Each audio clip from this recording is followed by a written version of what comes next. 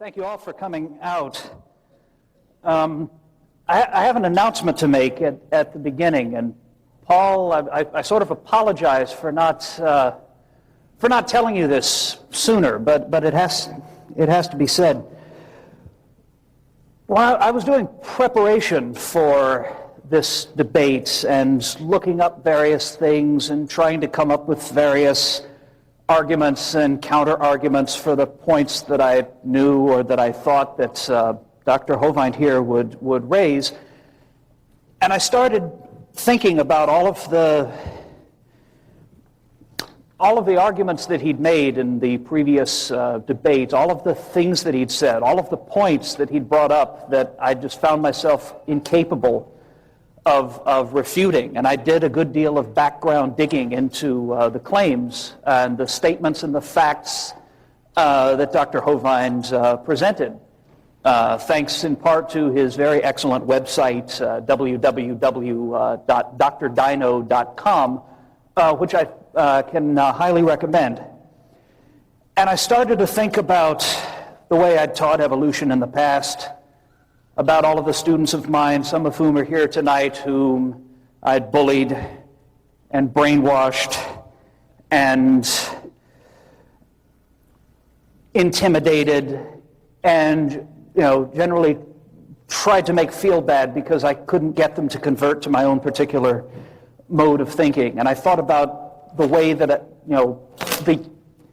the senseless waste of taxpayer money for me to go in and act like an indoctrinator rather than an educator, and the way I've always insisted that my students accept this because it seems so right to me.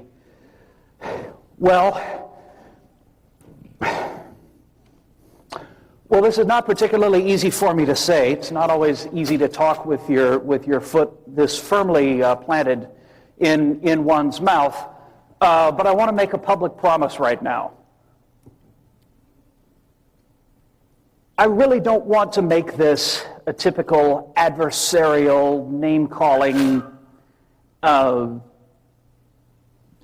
angry, mocking debate the way I sort of remember the last one as having been.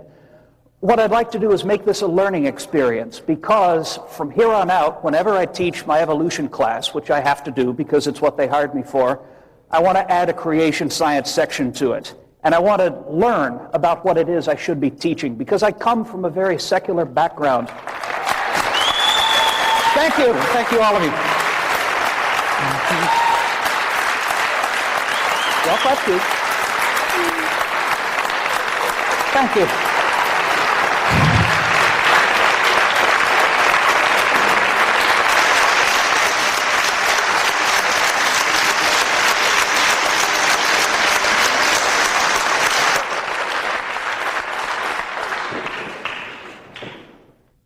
Wow. Think still on? Great. The high school I went to was a public high school in Louisiana, great education capital of the world that it is. Mm-hmm. And things like this just weren't covered in weren't covered in my high school. One friend of mine was actually taken to after-school detention for saying the name of Jesus out loud. That's what the atmosphere there was like, I kid you not. And of course, in my college education, first at Tulane and then at the People's Republic of Berkeley, California, which is a little different from here, I might add, just a touch. Of course, I was not exposed to things like this. So the reason I came here was not so much to defend my own case, because evolution is far past anything that I could say to defend it. What I really would like to do here is learn some of the things that I should be teaching, some of the things I should be presenting, and the ways in which I should be presenting it, to make sure that all of my future classes are even and open-handed and non-intimidating to people of all persuasions who should happen to take them. And so I really don't have anything else to say. I ended up not presenting a particularly strong defense, and I hope this doesn't upset the presenters. We were told to make this a debate, so in my own feeble way, I will do my best to answer any points that Dr. Hovind here brings up. But what I would like to do, and what I hope some of you will do, is simply to make this a learning experience for all, for us to learn about, well, in my case, learn about what I need to be covering better, which is the creation view. And I know that wasn't 15 minutes.